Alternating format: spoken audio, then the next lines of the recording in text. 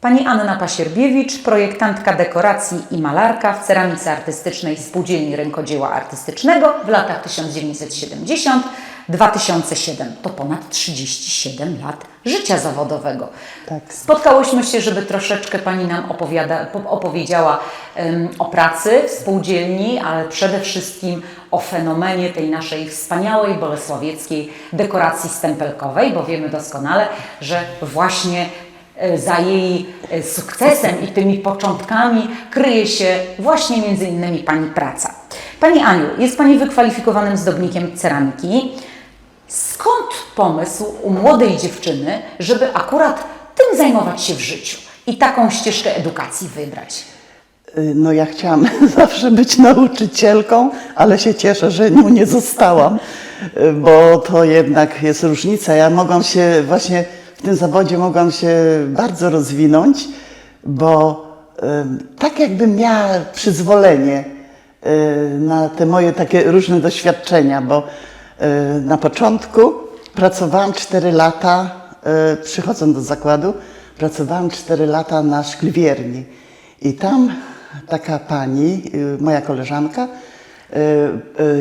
córka pana Bronisława Romanowskiego, który robił te figurki, pracował na modelarni, ona już zdobiła angobą szkliwione rzeczy i to wszystko szło gdzieś do Warszawy. Oni to potem rozprowadzali.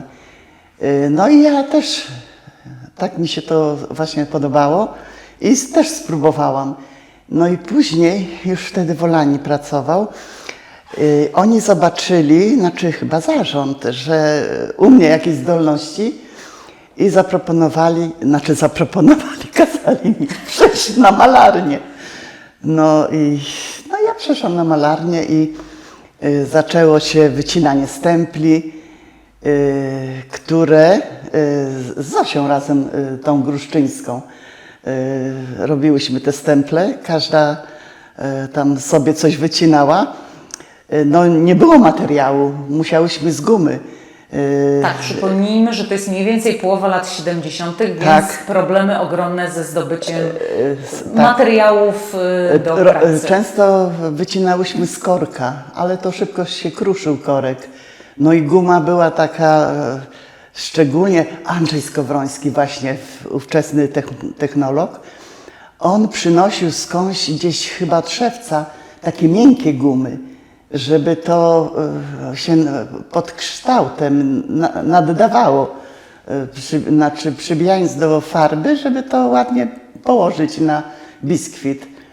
A skąd Pani w ogóle miałyście pomysł, że to stempelkami będziecie nanosić? Nie łatwiej było pędzelkiem albo, nie wiem, już tymi gruszkami zostać przy tej dekoracji angobą? Skąd pomysł akurat na te stempeleczki? To Andrzej Skowroński był takim pierwszym, a my to już wymyślałyśmy potem różne wzory. Ja to trochę się buntowałam, bo ja nie chciałam, żeby robić typowo stemplowe, bo jakoś tak mi się to kojarzyło z niemiecką. Teraz patrzę na to inaczej, a wtedy Niemiec to było, no lepiej tego nie mówić może.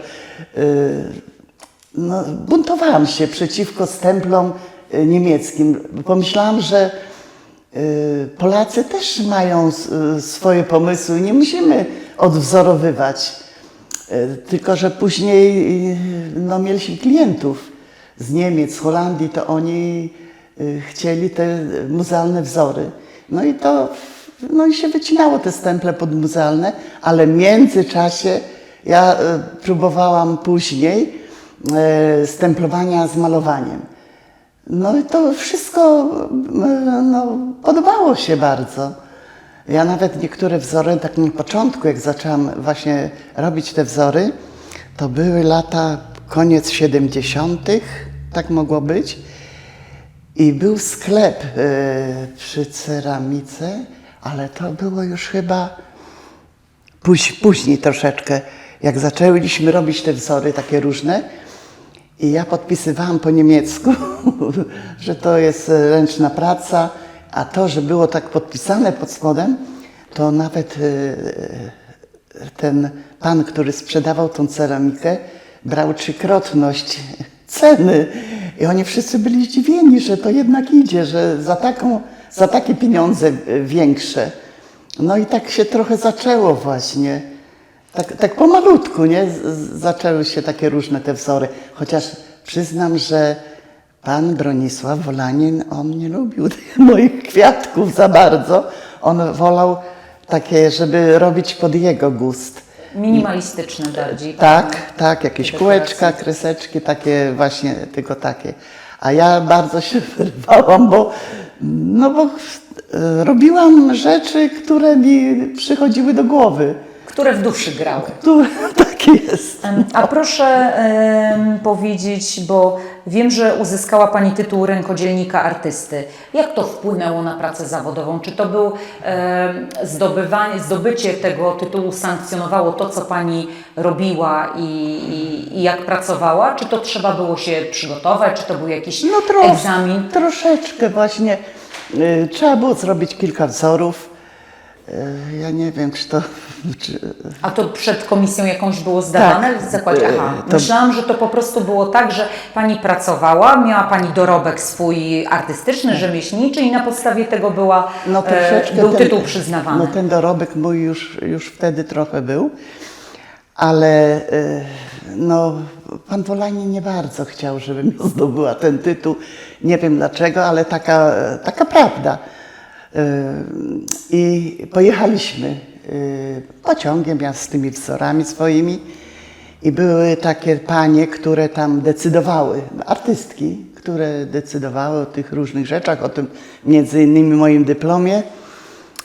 No i ja rozłożyłam te swoje rzeczy, pan Wolanin też tam był świadkiem i taka jeszcze pani i czekaliśmy tylko na panią dyrektor.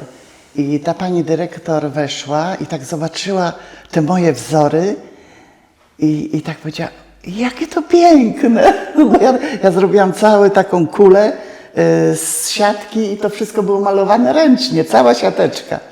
I tak powiedziała, jakie to piękne. Misterna i pracowna. No i nikt już nic nie mówił. I stało się. Obroniłam się swoją pracą. Jasne. Tak, myślę, że to najlepiej, kiedy praca właśnie świadczy o człowieku. W 1992 roku z Pani inicjatywy spółdzielnie utworzono pracownię unikatów. Podejrzewam, że to zupełnie inaczej wyglądało wtedy słowo unikat, a w tej chwili w spółdzielni pewnie to troszeczkę, cała technologia też i sposób pracy się zmienił. Proszę powiedzieć, kto jeszcze oprócz Pani do tej pierwszej malarni trafił? Jak Panie tworzyłyście?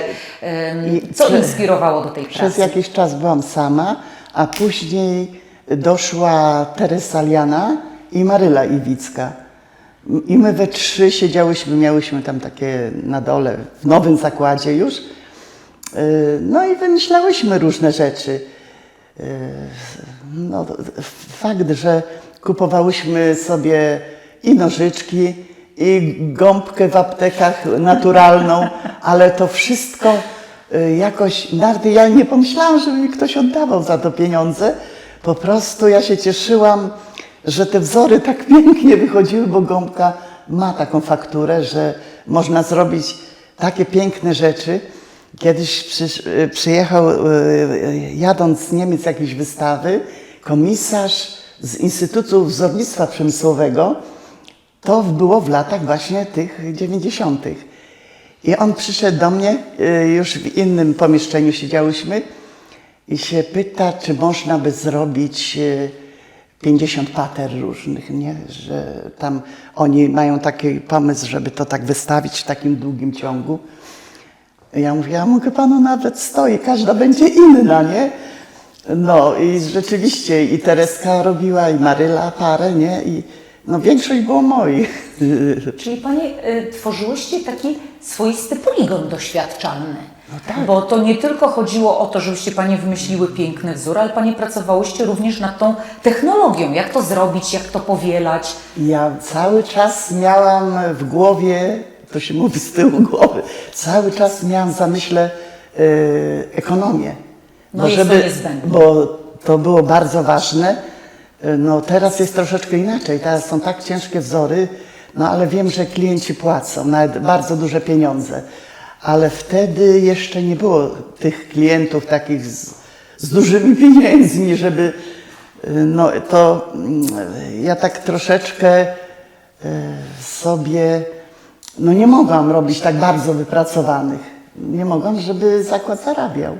Tak, Po to prostu. cały czas znalezienie tego balansu pomiędzy artystyczną duszą i tym, co Tak. człowiek chciałby stworzyć, a reżimem, no brzydko mówiąc, technologicznym, trzeba było ten balans jednak znaleźć i zachować. Tak, ważne też było dla nas ważne też było, żeby to nazwiska nasze były pod spodem, no bo niektóre sztuki unikatów były dosłownie pojedyncze i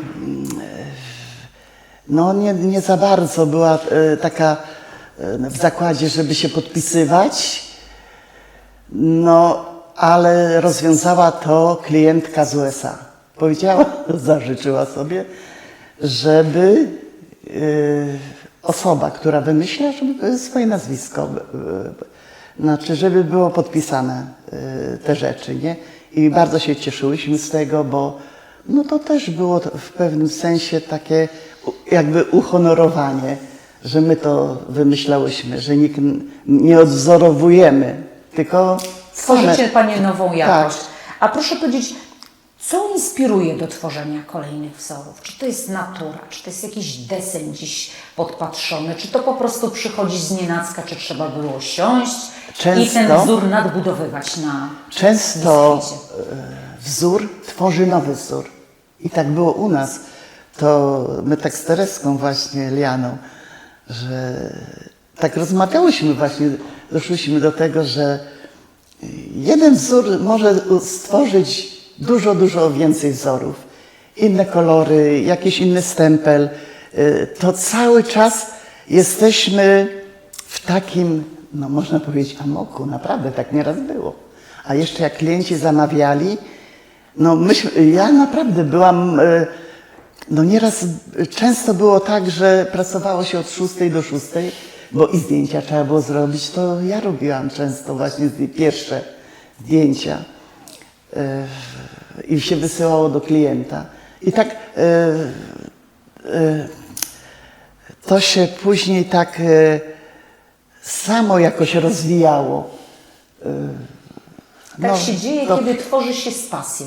To człowiek godzin nie liczy, Nie, wkładu tego nie, swojej energii. Na szczęście ja mam 2 dzieci, nie? Wtedy one były w szkole, ale mąż był na rencie, też pracownik wieloletni ceramiki artystycznej i on był wtedy na rencie i dzieci pilnował. A ja wtedy mogłam się rozwijać. Po prostu mogłam sobie siedzieć, mogłam być nieobecna w domu, bo człowiek myśli cały czas o następnym wzorze, a może to, może tamto. Te materiały. Teraz materiały są też chyba nie są doskonałe do wycinania stempli, ale jest o 180 stopni lepiej niż kiedyś. A proszę mi jeszcze powiedzieć, jak tworzyłyście Panie poszczególne wzory, na pewno był jakiś ulubiony. Proszę powiedzieć o tych wzorach, które szczególnie zapadły Pani w pamięć. Pani oczywiście. To Jakąś, ja jakaś tak historia na przykład ciekawa się wiąże, czy wszystkie są jednakowo bardzo kochane? Wie Pani co? Ja tak nie myślę. Ja nie myślałam tak. Ja myślałam tak bardziej ekonomicznie, ale pamiętam, że kiedyś na wystawie w Instytucie Wzornictwa ja miałam taką paterę, zrobiłam taką mroczną, ciemną, bardzo dużo stempli, bodajże 117 numer, ale nie pamiętam już w tej chwili. I jeden pan, nie wiem, czy to był polityk, był bardzo taki, bo tam był sklep, gdzie ta wystawa była. I on tą paterę chwycił i powiedział, że i on mnie szukał. I mówi, że to jest tak piękna rzecz, a ja jakoś tak, no cieszyłam się, ale bardziej nie zdawałam sobie z tego sprawy, że ludzie to tak mogą odbierać. I później Wolanin wziął tą paterę do Niemiec właśnie na wystawę. No i nie wiem jaka, tak z domysłów, słyszałam co tam było, że jakaś nagroda była, że to, ale ja nie wiem. to mi panie z biura powiedziały, nie? Ale tak na pewno to ja nie wiem, jak to tam było z tą paterą. Później była też taka dekoracja 42, to z taką siateczką, stemple z siateczką. I ona była na wystawie tam gdzie w Niemczech na wystawie i był tam jakiś szejk przyszedł No proszę. i on całą tą, tam było dużo rzeczy zrobionych w tej mojej dekoracji i on z tymi żonami, nie? I on chciał to kupić i właściwie oni wysłali mu to wszystko, tylko że takie są przepisy, że to musiało wrócić do zakładu. To chyba takie graniczne jakieś tam przepisy. Pewnie tak. No, prawo musiało to handlowe. wrócić do zakładu i oni mu potem to wysłali. To tak, Niesamowite historie, jak to się zdobywało w tamtych czasach, pozyskiwało kolejnych no klientów. tak, teraz piszą o Jacusiu Chyle, że jego dekoracja jest numerem 1 teraz w USA. No właśnie, jak to jest Pani Aniu, bo zaprojektowała Pani więcej niż 200 wzorów. Jak to jest patrzeć gdzieś, nie wiem, na półkę i wiedzieć, że naczynia od kilkudziesięciu lat ta dekoracja się sprzedaje? Przecież teraz mody przychodzą, odchodzą, zmieniamy te rzeczy. Nie będę kłamać, ale jestem bardzo obojętna. No proszę. Ale cieszę się, ale bardzo się cieszę, tak faktycznie, jak zakład zdobywa nagrody. Bo ja jestem poza ceramiką. Czasami rozmawiam z Heleną Smoleńską, ona mnie czasami zaprasza. Zdarzało się, że kilka razy tam się spotkałyśmy prywatnie. No to po prostu ona też żyje tym zakładem. Ona żyje. Chyba nie da się inaczej. Tereska, Maryla, znaczy Tereska jeszcze pracuje, ona jest na emeryturze, jeszcze pracuje, ale ona cały czas wymyśla, ja lubię patrzeć i jak się rozpoznaje, czy to jest Marysi Starzyk, czy Tereski, to się cieszę, bo wiem, że Marysia Starzyk to ona z tymi ptaszkami, tam ma dużo dekoracji i córka też, no i Mariuszek Ochocki. No, dużo jest osób, które żyją. Czyli obserwuje Pani nadal to, co Bardzo, się dzieje i kibicuje tak, Bolesławieckiej bardzo. Kamionce. A pytanie takie mam nietypowe może. Ten nasz typowy, uświęcony wielowiekową tradycją kobalt, czy to jest przekleństwo czy błogosławieństwo dla bolesławieckiej ceramiki? Jak Pani zapatrywała się? Nie, przekleństwo nie, raczej błogosławieństwo. Często chyba. Pani w swoich dekoracjach tego kobaltu Tak, używała? bardzo lubiłam kobaltowe właśnie, kobaltowe, czarne, kobalt z czarnym, kobalt z ciemną zielenią. No ja lubię takie mroczne. One mają jakąś tajemnicę w sobie, tak mi się wydaje. Pani prace były nagradzane tytułem Dobry Wzór w 1994-1995 roku. To są same początki przyznawania tego tytułu przez Instytut Wzornictwa Przemysłowego. Co czuje malarka, projektantka, jak na takim ogólnopolskim wydarzeniu jej prace akurat wśród innych, których było dużo w tym czasie, zdobywają takie uznanie? Ja tak z natury jestem skromna bardzo, to i owszem, cieszyłam się bardzo, bardzo się cieszyłam, ale w rodzinie moje dzieci chyba bardziej. Ja to byłam ja nie wiem, jak po takiej bardzo mocnej kawie, albo ja nie wiem, jak to nazwać. No dumna byłam, do tej pory jestem dumna, jak nasz zakład zdobywa nagrody. Ja nawet się cieszę, jak inne zakłady też coś zdobywają i mają swoje wzory. Od nas nie, mają swoje, typowo swoje wzory, ja to rozpoznaję. I ja jestem pełna podziwu właśnie dla tych projektantów, którzy potrafią stworzyć całkiem coś nowego.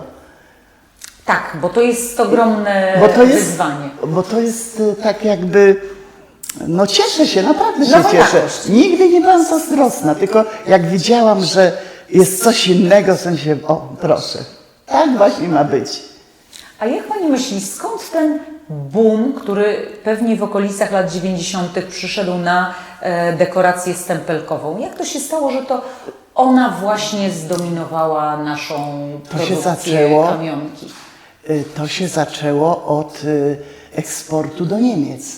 Rozumiem. Później były te eksporty do Ameryki, to już później, ale I ten rodzaj dekoracji najbardziej się spodobał. to tak? właśnie w Piękny. Niemczech, wiem, że ten pan z Holandii, to on już bardzo dużo lat od nas bierze wzór, ale on lubi takie nieprzeładowane, z tego co pamiętam, takie nieprzeładowane. Ale dużo jest klientów właśnie, no ja nie wiem, czy gdzieś jeszcze na świecie robią stemple. Chyba robią. Wiem, że piękna jest ceramika bułgarska. Bardzo mi się podoba ze względu na kolory. Ja bardzo lubię kolor. Tak, Bardzo. są angobą głównie zdobione te naczynia, Tak. ale w takich pięknych, nasyconych kolorach, to prawda. No. Pani Aniu, wiem z dobrych źródeł, że Pani zamieniła biskwit na płótno. Proszę coś więcej powiedzieć o tej swojej artystycznej pasji, z racji tego, że ma Pani teraz więcej czasu, więc można ją rozwijać z wielką radością i w nielimitowanym czasie przede wszystkim. No tak. Bo mnie uczyła kiedyś pani Czarnecka, pani Kuczerajter. Ja pamiętam niektóre wykłady, które one mówiły, na przykład o rozmalowywaniu. Ja to pamiętam jeszcze z ceramicznej szkoły, nie? Bo skończyłam tą zawodową, a potem technikum. I z tej właśnie szkoły, pan Urbanek, pamiętam, miałyśmy praktykę tam na dole w zakładzie, to on też nas uczył różnych takich technik. No ja wiem, ja tak zapamiętałam troszeczkę o malowaniu i o tych technikach. No i tak Tereska Liana mi powiedziała, ja mówię, co ja będę robić na tej emeryturze, a mąż umarł, nie? A ona mówi tak, Tereska, mówi, przecież ty umiesz malować. Ja mówię, nie umiem. Ja mówię, ja tylko całe życie stemple robiłam. A ona powiedziała z taką stanowczością, umiesz. Masz iść tam i tam, do tego i tego sklepu, takie i takie pędzle, kupić, takie i takie farby i te płótno malarskie, tam też dostaniesz. A potem zaczęłam kupować, dużo kupiłam w Lidlu, można czasem te płótna bawełniane To kupić. ile lat już ta pasja, ile obrazów powstało? O, ja nie wiem, no trochę powstało, ale wie pani co, ja tak najwięcej to chyba wydałam te obrazy. Rozumiem, gdzieś Podoba się? No, bardzo, no to jest twój. Często tak robię i się cieszę, Wspaniale. że... Tak się cieszę, no takie najładniejsze, moim zdaniem to mi córce dałam, nie? Ona tam ma na ścianie.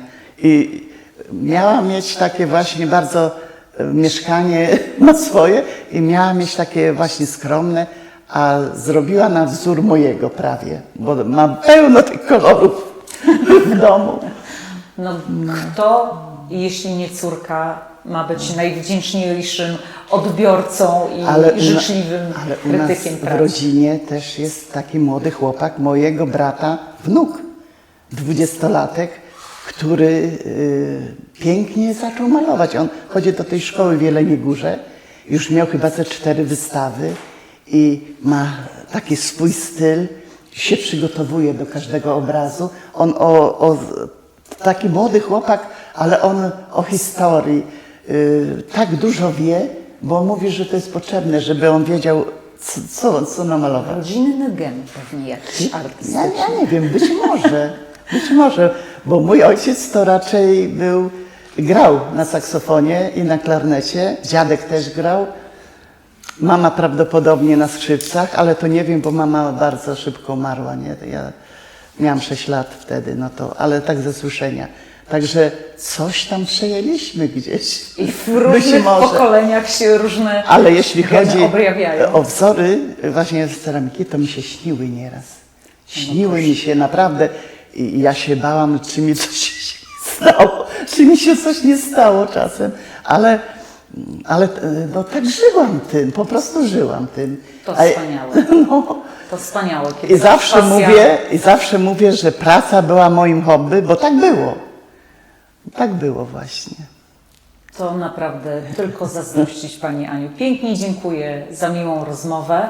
Może spotkamy się następnym razem przy okazji prezentacji Pani prac już nie na ceramice, ale tych, które powstały na płótnie. Dziękuję pięknie Ja za będę spotkanie. musiała pochować. Tak, żeby zgromadzić kolekcję. Dziękujemy pięknie. Dziękuję.